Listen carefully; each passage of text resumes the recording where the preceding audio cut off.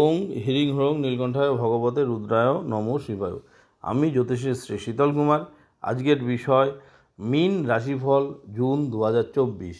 তো আজকের বিষয় শুরু করার আগে আমি আবার আপনাদের মনে করে দিতে চাই, আমার বিষয়গুলো বা ভিডিওগুলোর সুন্দরভাবে আপডেট পাওয়ার জন্য অবশ্যই সাবস্ক্রাইব করে দেবেন এবং ভালো লাগলে লাইক ও শেয়ার করে দেবেন।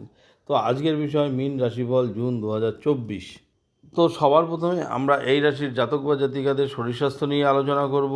তারপর আমরা এডুকেশন, প্রেম প্রণয় সম্পর্ক, দাম্পত্য রিলেশন, ব্যবসা বাণিজ্য, ভাগ্য, কর্ম বা চাকরি, এই সমস্ত ব্যাপারগুলো নিয়ে আলোচনা করব। তো এবং টোটাল আলোচনাটাই হচ্ছে বর্তমান সময় গ্রহের পজিশন এবং গোচর ভিত্তিক আলোচনা। তো বর্তমান সময় আমরা তাহলে গ্রহের পজিশনগুলো জেনে নেব। সেই ক্ষেত্রে মীন রাশিকে ফার্স্ট হাউস হলে ফার্স্ট হাউসে রাহু, সেকেন্ড হাউসে মঙ্গল, থার্ড হাউসে বৃহস্পতি, রবি, শুক্র এবং বুধ অবস্থান করছে। সেভেন্থ হাউসে কেতু, 12th হাউসে শনি অবস্থান করছে এবং রবি 15 তারিখে থার্ড হাউস থেকে ফোর্থ হাউসে প্রবেশ করবে। বুধ 14 তারিখে থার্ড হাউস থেকে ফোর্থ হাউসে প্রবেশ করবে এবং শুক্র 12 তারিখে ফোর্থ হাউসে প্রবেশ করবে। এই হচ্ছে মীন রাশির জাতক বা জাতিকাদের জুন মাসে গ্রহের পজিশন। তো তাহলে আমরা এর ভিত্তিতেই আলোচনা করব। তো সবার প্রথমে আমরা শরীর স্বাস্থ্য নিয়ে আলোচনা করব। সেই ক্ষেত্রে শরীর স্বাস্থ্যতে কিন্তু আমরা ফার্স্ট হাউস থেকে বিচার করি। তাহলে ফার্স্ট হাউসের লর্ডকে, ফার্স্ট হাউসের লর্ড কিন্তু বৃহস্পতি, সে থার্ড হাউসে অবস্থান করছে এবং এখানে কিন্তু সে সারা বছর থাকবে। এবং এই যে থার্ড হাউস, এই ঘরটা হচ্ছে শুক্রের ঘর এবং শুক্র আর বৃহস্পতি অ্যান্টি ঘর, অর্থাৎ অ্যান্টি ঘরে বসে আছে এবং ফার্স্ট হাউসে রাহু বসে আছে। তো যার জন্য কিন্তু শরীর স্বাস্থ্যের দিকে একটু বিশেষ ধ্যান দেওয়া দরকার। ডাইজেস্টিভ প্রবলেম হতে পারে, গ্যাস অম্বলের প্রবলেম হতে পারে, অনেক সময় স্কিন রিলেটেড প্রবলেমও কিন্তু আনতে পারে। খাওয়া দাওয়া কিন্তু একটু কন্ট্রোল করে চলতে হবে। তো যাই হোক, এটা বেসিক্যালি গোচরজনিত ফলাফল।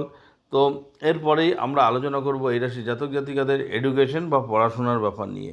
তো সেই ক্ষেত্রে দেখুন, আমরা পড়াশোনা ফিফথ হাউস থেকে বিচার করি। ফিফথ হাউসের লর্ডকে চন্দ্র, সেই চন্দ্র সোয়া দুদিন ধরে প্রত্যেকটা ঘরে অবস্থান করে, কখনো ভালো ঘরে অবস্থান করে, কখনো বা খারাপ ঘরে অবস্থান করে। তো তার সঙ্গে ফোর্থ হাউস থেকে আমরা প্রাইমারি এডুকেশনটা বুঝি। সেই ফোর্থ হাউসের লর্ড কিন্তু বুধ, সেই বুধ কিন্তু থার্ড হাউসে রয়েছে, কিন্তু 14 জুন ফোর্থ হাউসে প্রবেশ করবে। তার সঙ্গে নাইন্থ হাউস থেকে হায়ার স্টাডি কারো গ্রহ, হায়ার স্টাডি বিচার করি। সেই ক্ষেত্রেও কিন্তু মঙ্গল কোথায় বসে আছে? সেকেন্ড হাউসে বসে আছে, নিজস্ব ঘর, অত্যন্ত শুভ হয়ে। যার জন্য কিন্তু পড়াশোনা এই মাসে যথেষ্ট কিন্তু ভালো হবে। স্পেশালি যারা হায়ার এডুকেশন করছেন, ক্লাস 12 পড়াশোনা করছেন, তাদেরও কিন্তু পড়াশোনার যোগ ভালো আছে। তবে 14 তারিখের পর, জুন মাসের 14 তারিখের পর কিন্তু এই শুভ যোগটা বেশিভাবে দেখা যাবে। তার আগে কিন্তু মাঝে মধ্যে একটু কনসেন্ট্রেশনের অভাব হতে পারে। তো যাই হোক, ওভারঅল কিন্তু দেখতে গেলে পড়াশোনার ব্যাপারটা ভালোই আছে। তো এরপরে আমরা এই রাশির জাতক বা জাতিকাদের প্রেম প্রণয় সম্পর্ক নিয়ে আলোচনা করব। দেখুন, প্রেম প্রণয় আমরা ফিফথ হাউস থেকে বিচার করি। তাহলে ফিফথ হাউসের লর্ডকে চন্দ্র সোয়াদিন প্রত্যেকটা ঘরে অবস্থান করে। চন্দ্র কিন্তু মাইন্ড সুইং করায়। আপনার যে অপোজিট পার্টনার, সেই অপোজিট পার্টনারের কিন্তু মন ঘন ঘন সুইং করাবে, অর্থাৎ এই এখন এক কথা বলবে, তো পরক্ষণে দেখা গেল তার চিন্তা ভাবনাটা চেঞ্জ হয়ে গেল, সে আরেকটা কথা বলছে। তো এই ধরনের কিন্তু একটু ব্যাপার থাকতে পারে। আবার কখনো কখনো, যেহেতু আপনার ফার্স্ট হাউসে রাহু রয়েছে, কখনো কখনো দেখবেন আপনার মধ্যেও একটা সন্দেহ কিন্তু তৈরি করতে পারে। তো একটু খেয়াল রাখবেন। তো মাঝে মধ্যে দেখবেন আপনাদের সম্পর্ক খুব ভালো থাকবে, আবার মাঝে মধ্যে কিন্তু একটু প্রবলেম ক্রিয়েট হবে। তো আপ ডাউন কিন্তু প্রেমের সম্পর্কে আগামী জুন মাসে দেখা যাবে। তো যাই হোক, এরপরে আমরা আলোচনা করব এই রাশির জাতক বা জাতিকাদের বৈবাহিক সম্পর্ক নিয়ে। সেই ক্ষেত্রে বৈবাহিক সম্পর্ক আমরা সেভেন্থ হাউস থেকে বিচার করি।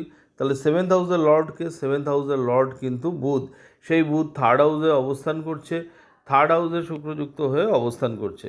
14 তারিখে কিন্তু বুধ তার নিজস্ব ঘরে অর্থাৎ ফোর্থ হাউসে প্রবেশ করবে। তার মানে 14 তারিখের পর থেকে কিন্তু বৈবাহিক সম্পর্ক আপনার বেশি ভালো হবে। কিন্তু 14 তারিখের আগে পর্যন্ত কিন্তু একটু প্রবলেম হতে পারে, কারণ সপ্তমে কেতু রয়েছে। কখনো কখনো দেখবেন একটু আন্ডারস্ট্যান্ডিংয়ের অভাব হতে পারে, কখনো কখনো একটু সমস্যাও দেখা দিতে পারে। কিন্তু 14 তারিখের পরে বৈবাহিক সম্পর্ক ভালো থাকবে।